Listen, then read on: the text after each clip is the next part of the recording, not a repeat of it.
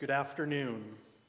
Welcome to the First Church Unitarian in Littleton, a community that has existed for over 310 years, which has held family and friends as they mourn the loss of loved ones. Today we take a moment out of our day to remember one who was near and dear to us who has died, Jeff Burnett. First Church is a Unitarian Universalist church where they love and celebrate people of every race, gender, age, sexual orientation, abilities, or beliefs. I know that on Sunday, wherever you are on life's journey, you are welcome here. And I am the Reverend Aaron Stockwell-Wiseman, the senior minister of the First Parish in Framingham. And while that title is important to some, it is likely that I am here before you because for a time Jeff was my scoutmaster when I was a scout in Troop 20.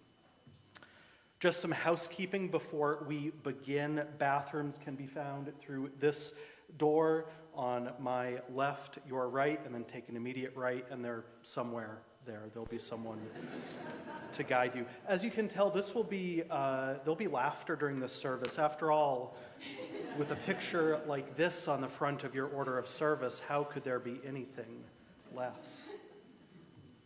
Also, take a moment to put your phones to their most worshipful setting. And there'll be a reception afterwards downstairs where we can share more memories and more laughter.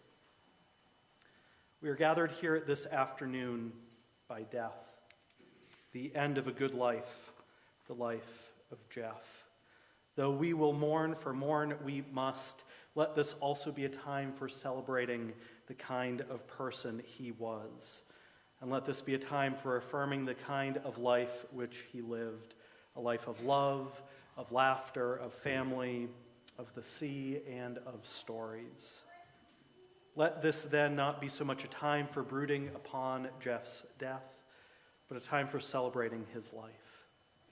How true are the words of Khalil Gibran, who wrote, "When you are sorrowful, look again in your heart, and you shall see that, in truth, you are weeping for that which has been your delight." By our presence here this afternoon, we pay tribute to the memory of one who was an important part of our lives, one who was dear to us, to show our love and respect for the person Jeff was. And we have come together to show our love and support for his family and friends, especially for Janine, Evan, and Sarah. Their loss is sharp and deep, we know. And so we have come together. It is right and it is fitting that we are here, for a human life is sacred, and so is its ending. I will now light our chalice. The chalice is a symbol of the Unitarian Universalist faith. We light it as a flame of memory and of hope.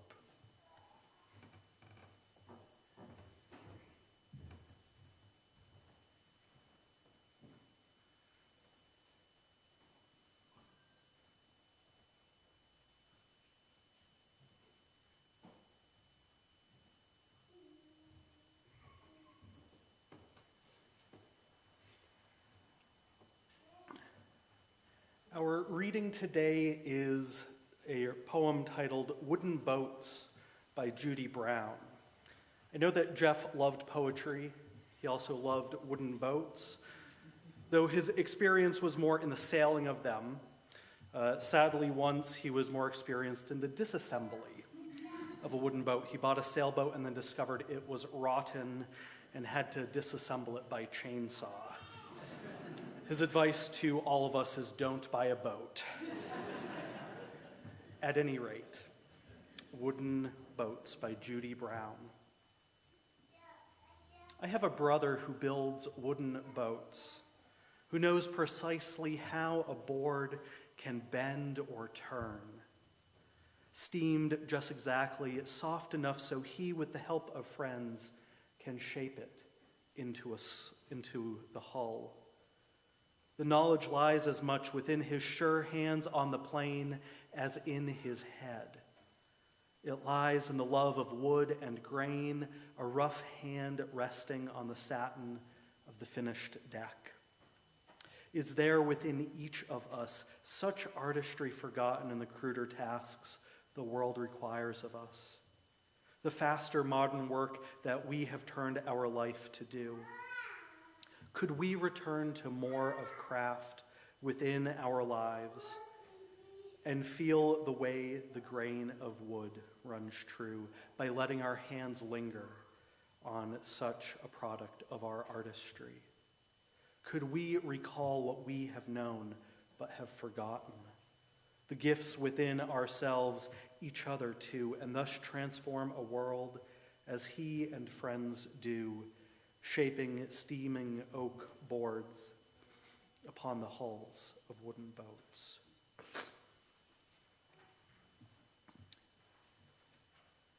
Today we remember the life of Jeffrey Sherwood Burnett. Jeff was born on October 20th, 1947, and he died on November 28th, 2023. But today we do not dwell on those dates. Instead, we dwell on the days lived in between, some by my count, 27,799. We each are given a certain amount of days to live. And here's how Jeff spent some of those days. I hope to create the briefest pencil sketch of Jeff's entire life. You are each connected to Jeff as well. In our time for sharing in the service and after, I encourage you to share your stories. They will add color, shading, and density to this portrait of the man, the myth, the goof. Jeff was born the son of Sherwood and Janet and was born in Rochester, New York. He was an older brother, but also an only child, sadly, as his brother Jonathan died at a very young age, and Jeff never forgot him, always posting on the date of Jonathan's birth and death on Facebook. Jeff was educated at Thayer Academy, a school he devoted much of his time after graduation to, being honored in 2015 with the Loyalty Award.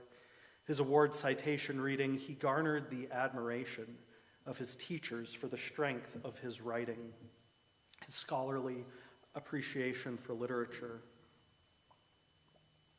his aptitude for mathematics, physics, and biology, and his across-the-board enthusiasm."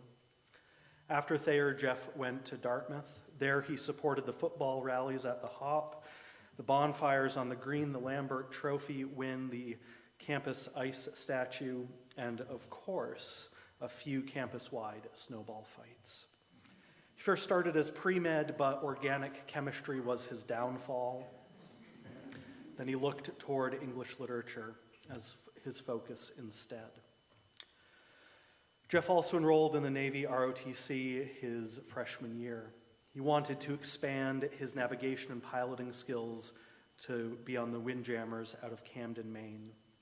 His junior summer, he earned his 100-ton auxiliary sail operator's license for carrying passengers. From the Green of Dartmouth, Jeff went to join the Navy, where he served on 2 Gearing-class destroyers in the Gulf of Tonkin, rising to the rank of commander. This past summer, Jeff wrote a lengthy reflection on his time at Dartmouth, which included this poignant reflection, which explained how he approached his time in the Navy. He wrote, "In the spring of 1969, I met with Professor James Cox in Sanborn to obtain guidance for a reading list while on active duty, to position myself for possible graduate school in English literature. The professor's advice was to read as much as I could about the Navy, to immerse myself in the shipboard experience, to view the ship's organization and the way it worked as a reflection of society at large. His advice I took to heart, and it served me well in achieving success during my 5 years of active duty and beyond." That feels like it sums up some of the way Jeff viewed life. After the Navy, Jeff went to Harvard Business School for an MBA. Now, Jeff and Janine met on a blind date set up by Bill and Sandy Murch in 1987. Their honeymoon was to Vienna. Janine told me that music was never really important to Jeff. Janine recalls driving with Jeff once, and Janine asked, "Do you know who is singing this song?" And Jeff responded, "Oh, this is Bruce Springsteen." And Janine nodded with approval. Then Jeff said, "Ah, yes, the king."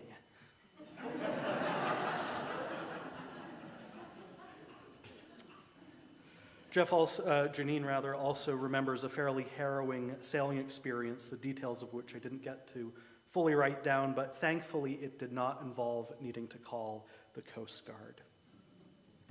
Janine says that Jeff was the best father. He lived for his kids. She wishes that Jeff had gotten to retire, but a nasty fall and the effects of cancer treatment prevented that. There was a final sailing trip, however, that Evan got to go on with Jeff. Now, I met Jeff when he was an assistant scoutmaster with Troop 20, and he took over as scoutmaster of Troop 20 after my dad had to resign so that my dad could take care of my grandmother. As a scoutmaster's kid, it stands to reason that Jeff conducted some of my scoutmaster conferences for rank advancement while he was an assistant scoutmaster. I was nervous, I think, even as a 17-year-old, about how a new scoutmaster would shape the troop that I had loved so much. My dad had one style of leading, and I wasn't sure how someone who was in the Navy would lead.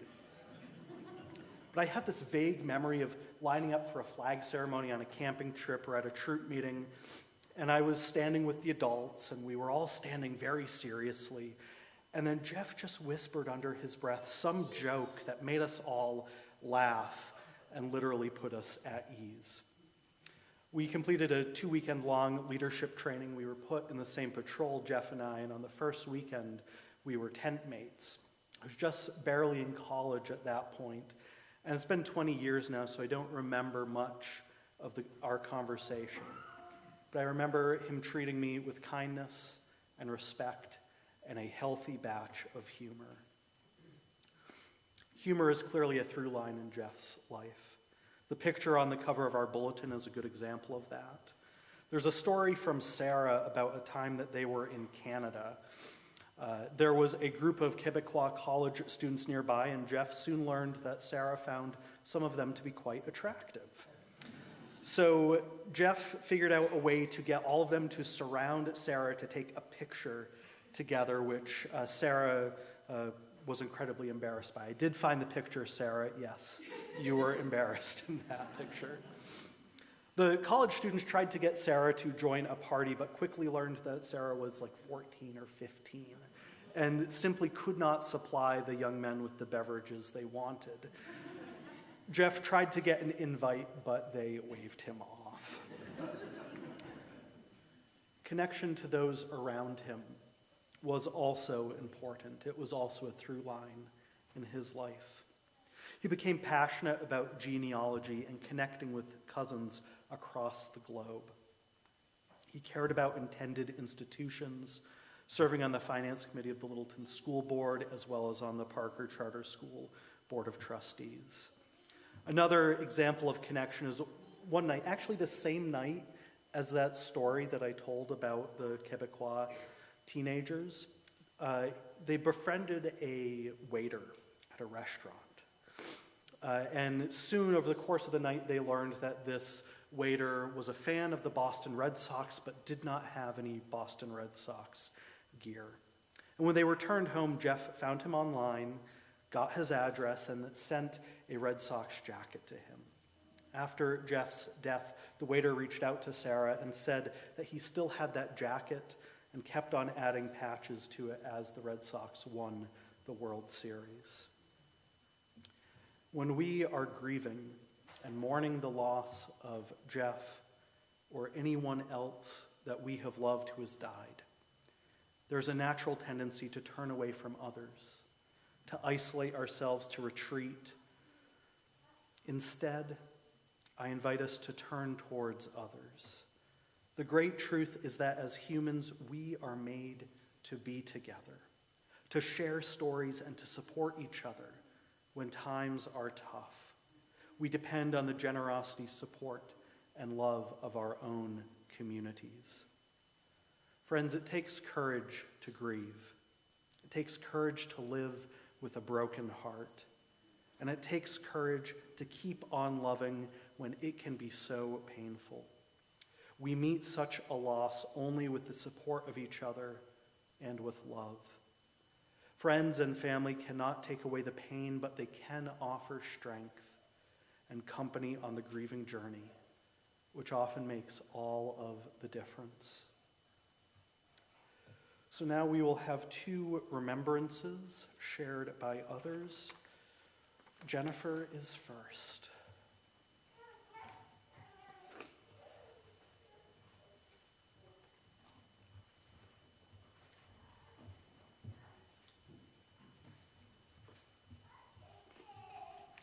Hi, I am Jenny, Jeff's younger cousin.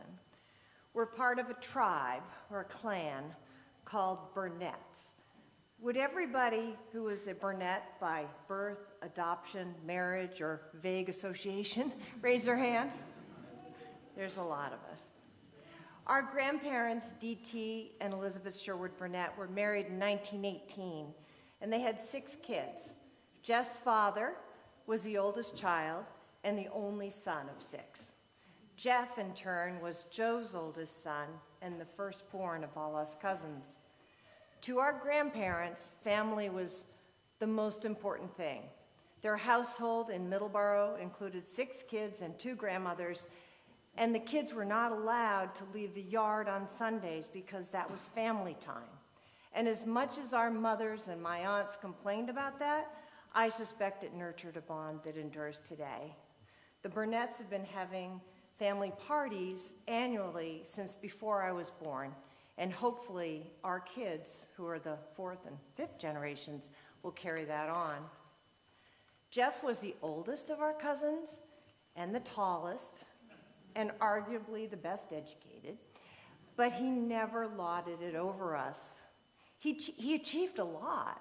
Dartmouth, Harvard Business School, skipper of a Maine windjammer, U.S. naval officer who experienced 20-foot seas in the Gulf of Tonkin in the Vietnam War. But to us, and especially to our kids, he was goofball.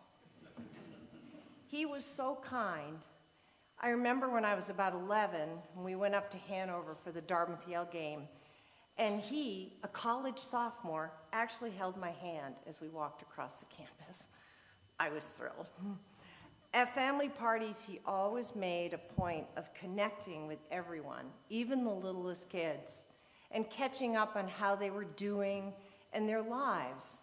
And remarkably, he would remember what they said a year later and then ask how that was going.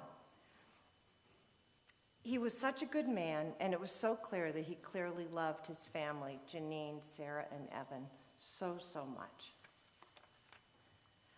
I suspect that everyone wonders, at some point in their lives, if you knew you only had a few more months to live, what would you choose to do with your time? Jeff lived his last few months as he did his life, with grace and intelligence and stoicism and wit. We all benefited from the fact that starting last summer, Jeff chose to get the Burnett genealogical records in order. First came the pictures, the goofy, wonderful family photos from the last 100 years that would show up almost every morning in a group cousin text. Then came the papers, he being the oldest son of the oldest son of a large family of swamp Yankees that have been on these shores for a long time, had a lot of family papers, it turned out, and he uncovered some fascinating family facts. Who knew our great-great-aunt Elizabeth held a patent, and in 1920 wrote a letter, which Jeff had, to the government saying they probably weren't going to issue it to her because she was a woman.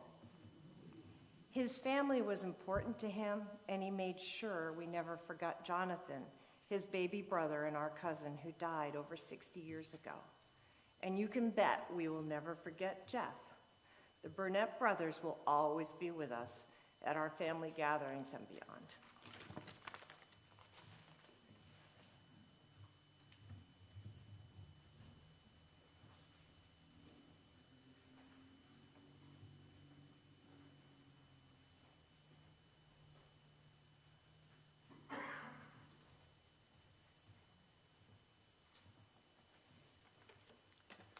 Well, good afternoon. My name is Mark Reichert. Jeff and I were introduced to each other back in 2000 when I joined a nonprofit called the Open Geospatial Consortium, which is located only 45 minutes from here in Wayland. Jeff was a genius at finances, and for a small organization growing internationally, he did an amazing job. And the OGC team came to love him dearly. Raise of hands for those of you from the OGC in the room. A few of us here. We on staff could not do what Jeff did. Couldn't do it, and we couldn't be successful without him, but he was pivotal in growing this organization to the international force it is today. But I wanted to talk a little bit about Jeff, my friend, in the light of our previous speaker. He was a storyteller, and I'm sure you've all recognized that. And what a storyteller he was. I was astounded at the level of detail that man could recall. I can't remember where I left my keys, let alone be able to dig back into history and have that level of fidelity. And I'm convinced that he had a photographic memory, because he could basically recount these stories about the Navy, about his time with the family, and about times with us in the OGC family with clarity and detail beyond anything I could imagine. So he was the ultimate storyteller. And I deeply admired his wry sense of humor, or should I say wicked sense of humor. I retired in 2019, and Jeff self-appointed himself as the MC for my retirement party. Now, this is in front of about 180 international members at our dinner. And Jeff did a beautiful job, but I noticed it turned more into a roast than I had expected. And about halfway through, I should give you some backstory that I've had my share of medical issues, Jeff has, and we used to compare notes. And in the middle of that ceremony, Jeff said something on the order of, and you know, Mark has a lot of medical issues and missing body parts that you might want to talk to him about. And my wife lost it. My wife, Heather, is in the congregation today, and I thought I'd have to bring out the resuscitator for her, because she just absolutely lost it. What was the icing on the cake was after the hour of roasting was over, one of our cherished members, and for you in the OGC, it was Stan Tillman, walked up to me and Jeff as we were comparing notes, and I was thanking him. And he said, "Geez, Jeff, remind me never to invite you to do my retirement party." And I think Jeff held glory in that. He was really happy to have that response. Another interesting fact is that you probably don't know that Jeff was adopted in his 60s. He was adopted. In 2010, we were in London for a business meeting. That meeting concluded, and I got on a plane, and somewhere over the Atlantic, the pilot came on and said the European airspace has been closed due to an Icelandic volcano. Jeff was stranded in London. Worst places to be, but he was stranded in London. He tried desperately over the next few weeks to get home. He even tried to get a passage on a merchant ship. Nothing worked. And every day I would call him and say, you know, it's great because you can work your morning, get everything done. I've got what I need back home. Go enjoy London. And he did. He wound up, I believe, at the Tate Museum and ran into a couple with children. And Jeff, being the engaging person he is, struck up a conversation. And once they recognized what was happening, they took him in. And he stayed with them for the duration. That's Jeff, making those connections. And he finally got home, obviously, but that is the man that I remember. And, you know, I think the biggest thing that I have in my mind is when Jeff and I get together, and we did all throughout his hospice, I came up and visited 5 or 6 times. we would have these world order discussions, whether it was in the living room, on the front porch, at my house when he visited with us, and we would discuss the issues of the day, and we would solve those problems. And darn it, if the next day we'd have to come back and solve them all over again. But I remember those discussions clearly, I remember those conversations clearly, and I am so sorry that he's gone, but I'm so happy that he's brought us all together as a community. Jeff always called me Sparky. Now, I looked that up from a Navy standpoint, and that means electrician. I have a few other thoughts about what Sparky means. I would argue that from a business point of view, he thought I was a little bit irritating because I asked him to do too much. But I think it was a term of endearment as being a friend. And I looked it up, and I'll go with lively and animated as what Sparky means. So to Janine, Evan, and Sarah, I am so glad I've gotten to know you and Jeff, and thank you.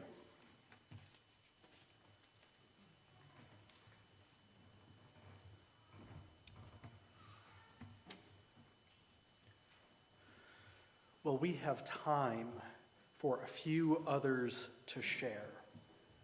I invite you to maybe close your eyes and think about Jeff. And then if you feel moved in that sharing, a good short story comes to mind. I invite you to raise your hand, and we have 2 microphones to get to you.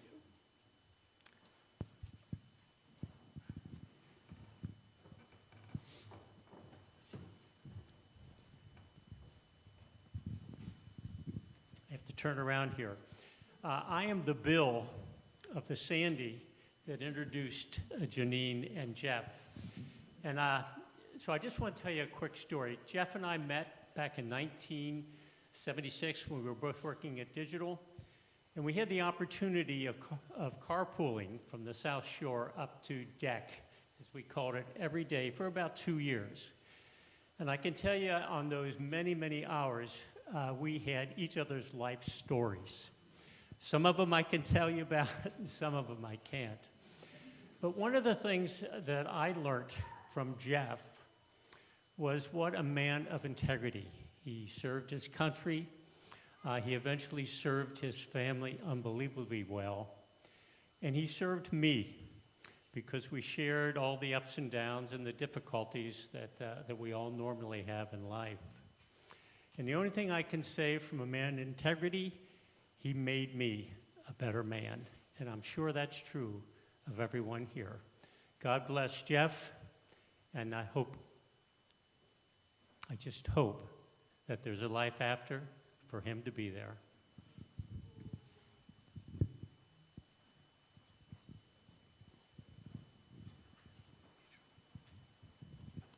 Thank you. Nobody told me I had to make these short, so. And don't panic when you see lots of pages. I can't see very good anymore, so it's 28 font. So. And I wanted to write my comments out just to keep my mind straight, my focus.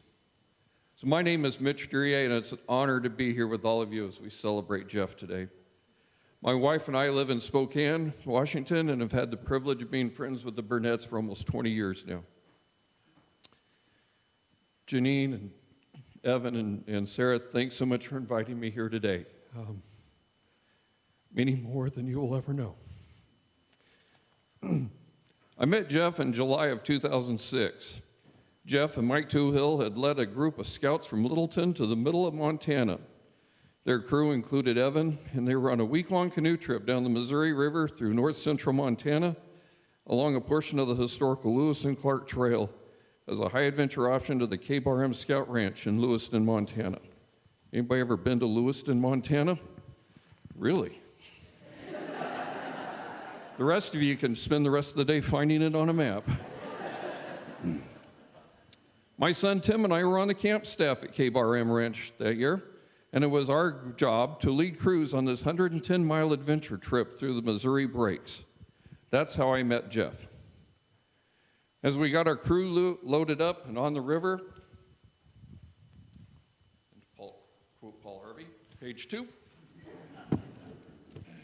As we got loaded up and on the river, Jeff and I ended up in the same canoe. That's when Jeff and I got to know each other. We became instant camp buddies. Camp buddies have a different type of friendship, a different type of shared experience.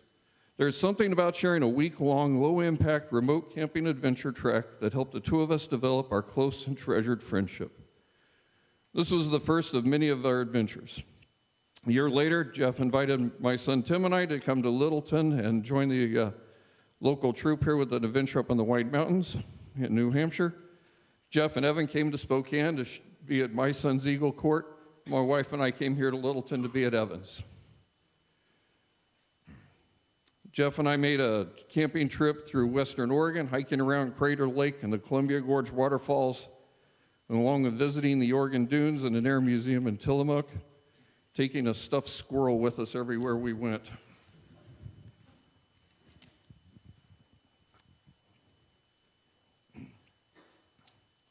Then we had a reunion river trek with a group of former campers that I had and former adults, leaders. Jeff and Evan decided to join us and decided to take Amtrak to get to Montana from here. And they finally made it.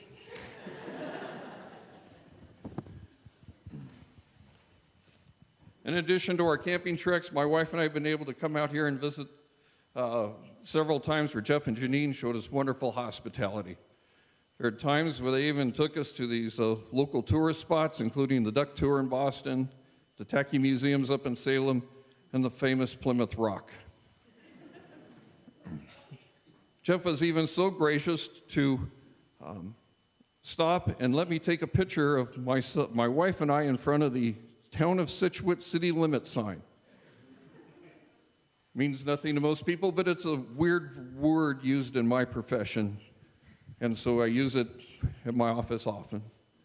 We also got to go visit Sarah up at the Massachusetts Museum of Contemporary Art. It was during these trips and along with our many long phone calls back and forth that deepened our friendship. These phone calls focused on what was really happening in our lives, the good, the bad, the ugly, with both work and family, immediate and extended. If you were to meet Jeff and I separately, you would wonder how we could be such close friends because we are so opposite in so many ways. Jeff was raised in Scituate. I grew up in one of the beach cities of Los Angeles. Jeff was an Ivy League alum. I graduated from a state university in California. Jeff served our country with his military service. I worked for the Forest Service. Jeff received a master's degree from Harvard. I got 9 from a now out-of-business online college. We differed in almost all political and theological ideas. As our friendship grew, we learned to appreciate each other and respect our differences. We became closer to brothers, sharing our common life struggles and challenges in only the way camp buddies can. While we had many differences, we had a few things in common. We ended up having a very similar sense of humor. And as our families got to know each other and got to know us, it became realized that Jeff and I were both goofy and mentally, emotionally still in junior high school. We shared a passion for volunteering with Scouts. We both served as Scoutmasters for our respective units in Littleton and Spokane with our sons. We enjoyed our many adventures with these youth as we invested ourselves into the lives to help develop young men of good character. We are also blessed with wonderful children that we loved unconditionally. We would always include in our conversations a time of bragging to each other about our kids. As it turns out, Evan and Sarah are very similar to 2 of my kids. Tim and Evan, my son Tim and Evan, are both Eagle Scouts and share a sense of adventure. Sarah and my daughter both have a love for theater and for serving youth in areas of need. I know firsthand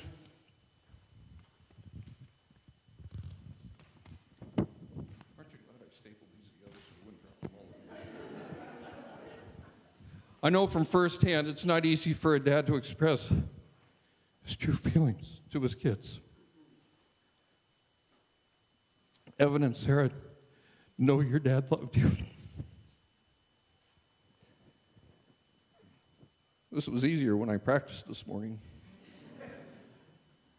And finally, we have both been fortunate to have wonderful wives. We both presented many challenges to our spouses. And although we fell short more times than either of us wanted to admit, we tried. Jeff and I shared the greatest blessing anyone can ever ask for, a devoted spouse. Janine, Jeff was so proud of you. As a nurse, a mother, and a wife, and he often shared with me how he loved you more than he knew how to express. I got a phone call last fall telling me my camp buddy passed away. As I reflected on Jeff's passing and our friendship, favorite Bible verse of mine came to mind. Proverbs 27:17 says, "As iron sharpens iron, so one man sharpens another." Jeff, my camp buddy, sharpened me. We made each other better. I'll miss my best friend.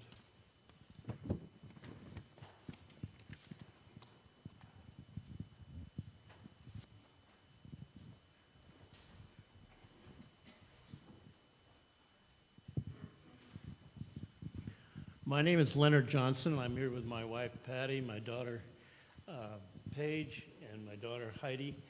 I got to know Jeff in a recovery room in a hospital in Concord, Massachusetts. I had just come out from under anesthesia, and I was high as a kite. And Jeff was in the hospital room just across from me, and so I was babbling away. And we quickly realized we had a lot in common. So this actually led to Jeff coming and spending the summer with us when we were in our house in Stowe, Massachusetts, when we went to the Cape, and then he stayed. So Jeff became another one of the Johnson boys. And I'm not sure he got out of junior high school with this gang. And they had a song that fortunately I do not remember all the words to, but it was something to do, my name is Eugene, and I'm a loose dude, I'm a cool dude in a loose mood. So that was kind of the conversation between my boys, who were then 5 and 8. And so Jeff arrived and stayed for a couple of years, and it was just a blessing to all of us. And the thought, and my wife just said cats. Jeff arrived with his cats, including the infamous Schwartz, whom I will never forget. And so we had a wonderful time with Jeff. And I will cut this short. Jeff and Janine were married in West Falmouth. They had the rehearsal dinner at our house. And Jeff was a kid at heart through his entire life. And he played such an important role in our family, and especially for the two boys, and provided him with humor. I think I'm humorous, but I'm just not in the same league with Jeff. And Paige is shaking her head, nodding in approval. But he was such a blithe spirit, and I'm sure he enriched all of your lives like he did ours. Thank you.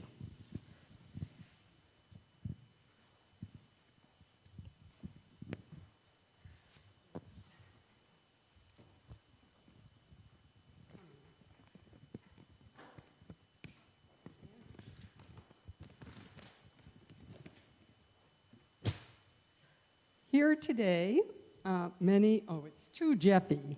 I'm addressing Jeff. Here today, many of their classmates come together, eager to remember you and share stories of our times together. I hope you do not mind my reading a poem for the occasion, one I wrote a few years back. 5, actually, but don't remember sharing with you. It is about high school bonding, the kind of an embarrassing nature but I think the statute on limitations on embarrassments from so long ago has passed now. I was lucky to be in so many classes with you. The poem is about English class senior year with Mr. Benelli, but I could have written poems about math class with Mr. Bronson, or about homeroom freshman year in Glover. Parenthesis, we were in the same homeroom as your last name started with B, mine with C. I don't have a clear memory of other homerooms with you, maybe because you were always outside helping to raise the flag for opening exercises. You were always so upstanding, proper, and kind. That's why everybody loved you. The poem, High School Bonding. I can't remember the last time I blushed. That was something we did in high school when our vulnerabilities were agonizingly on display, bonding us for life. Mr. Benelli's English class senior year, Jeffy standing in the front of the room, delivering his oral report, the paper shaking in his hands, providing background percussion to his sputtering words as he retreated toward the blackboard until he grabbed the chalk tray behind him like a drowning man, all the while the color of his face deepening to cherry red. After college, Jeff served in the Navy during the Vietnam War. Freshman year, he had delivered flowers to my desk in homeroom.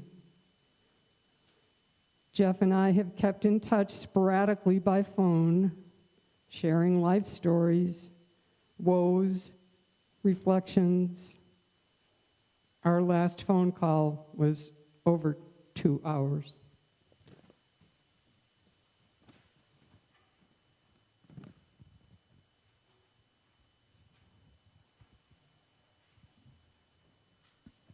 Any others?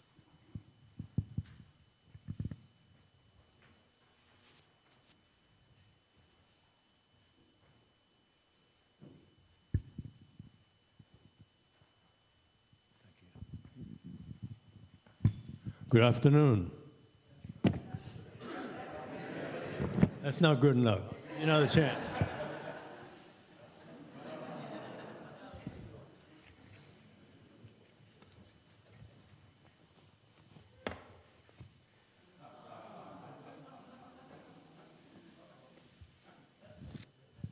Good afternoon. That's much better. Thank you. I'm going to use the script. Thank you. I have one word for what's been going on in this sanctuary. It's just wow. I'm going to use the script because as an educator, I've been prone to go on too long. But I do appreciate the family allowing time for friends to do what they feel is important, and it will add value. My name is Roland Gibson.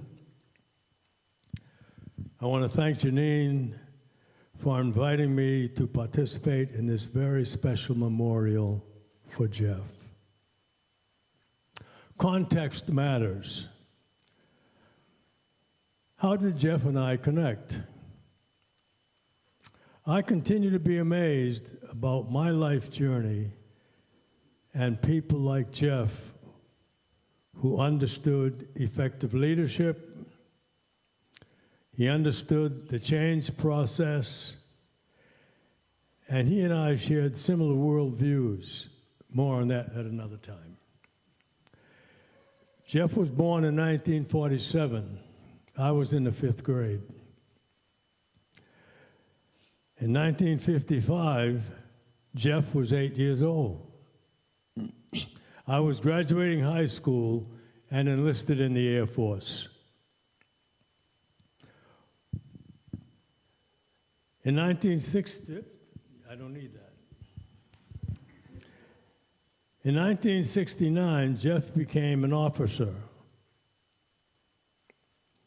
I was finishing my 4th year of teaching at Bromfield School in the town of Harvard. In 1993, Jeff and Janine, Evan, and 2-week-old Sarah moved to Littleton. Did I have any idea that event would impact me? I don't think so.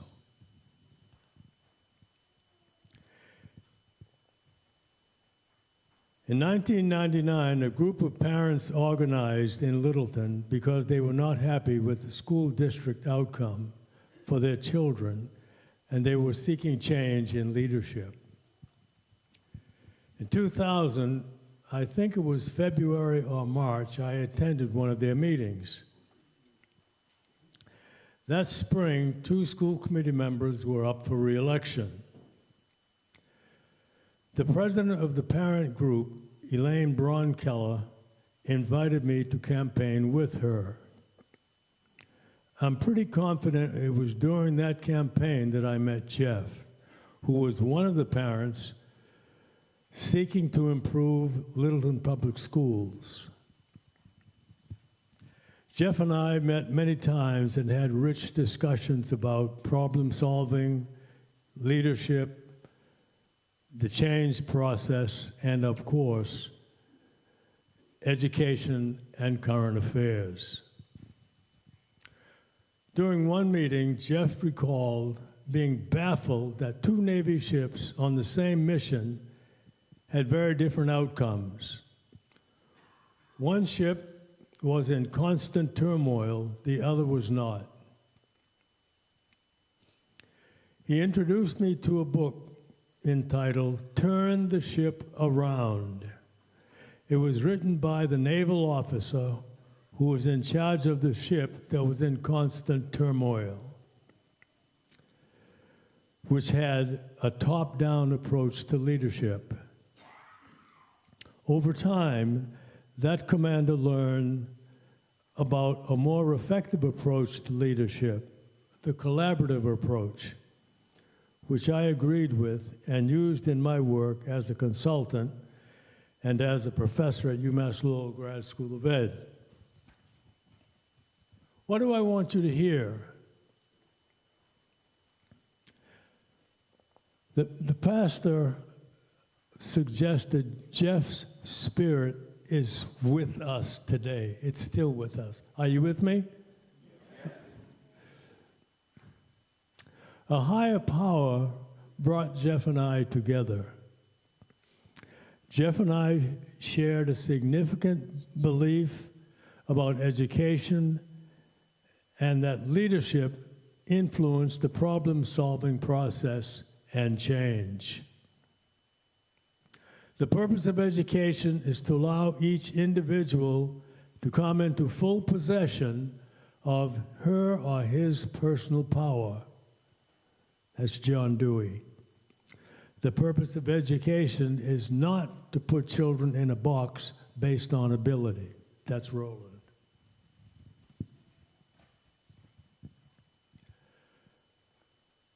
Do any of you remember having conversations about the purpose of life? As an undergrad at a Christian liberal arts college, I have vivid memories of that topic. At some point, I was introduced to Albert Schweitzer and his view, which I share with you because Jeff fully embraced and demonstrated that view. The purpose of human life is to serve and to show compassion and the will to help others. I'll say it again. The purpose of human life is to serve and to show compassion and the will to help others. Jeff was authentic. May he rest in peace.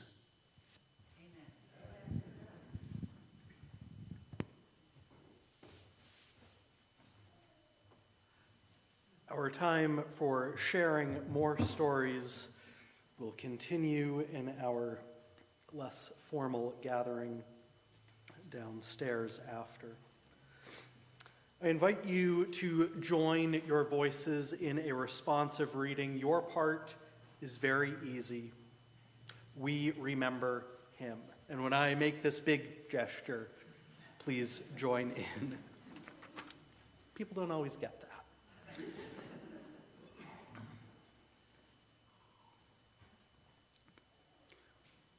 And I learned that these words by Roland B. Gettelson, Rabbi Gettelson was actually a Navy chaplain during World War II, so an additional connection to Jeff. In the rising of the sun and in its going down, we remember him. In the blowing of the wind and in the chill of winter, we remember him. In the opening of buds and in the rebirth of spring, we remember him. In the blueness of the sky and in the warmth of summer, we remember him. In the rustling of leaves and in the beauty of autumn, we remember him. In the beginning of the year and when it ends, we remember him. When we are weary and in need of strength, we remember him. When we are lost and sick at heart, we remember him. When we have joys we yearn to share, we remember him. So long as we live, he too shall live, for he is now a part of us as we remember him.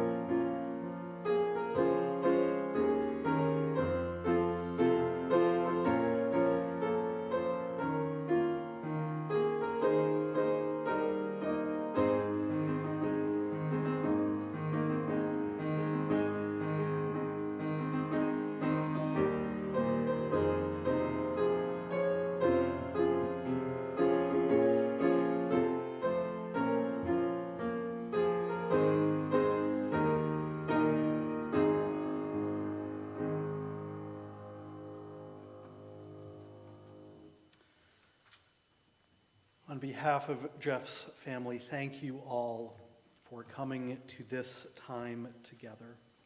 Before we leave First Church and Jeff's memorial service, I ask that you remember to take care of yourselves and to take care of others in the weeks and months to come. The first year without a loved one is very hard, on the family especially. There is now a hole in the fabric of your lives, one that will never quite be closed. Over the next year, there will be days when you think to yourself, I should tell Jeff about that, only then to realize that he has died. There will be times where you will fall into the hole of grief and will feel quite sad. But over time, we will learn where the hole is that Jeff occupied. And then we will not ignore our losses, but we will anticipate when grief will come upon us and our memories will not be as tinged with sadness and longing. Then when we encounter that hole in the fabric of our lives, we will simply remember with great gratitude the blessing of Jeff's life.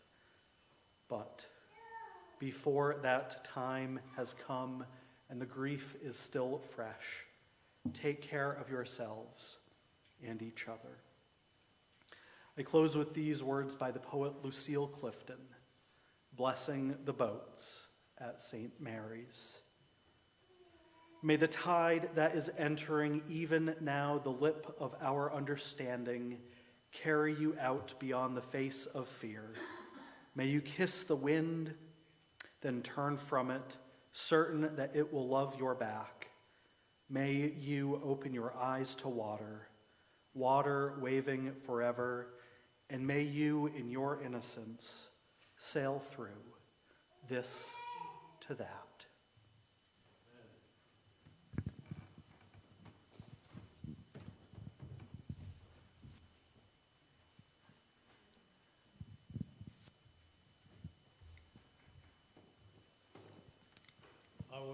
I would like all veterans and all people that are on active duty to join me up front, please. Military veterans, male, female, Use the mic. active duty.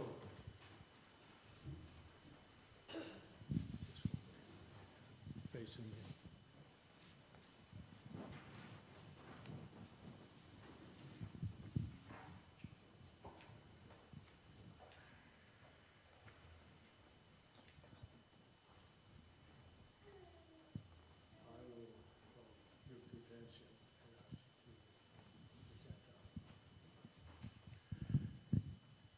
Detail 10 hut. Present hums.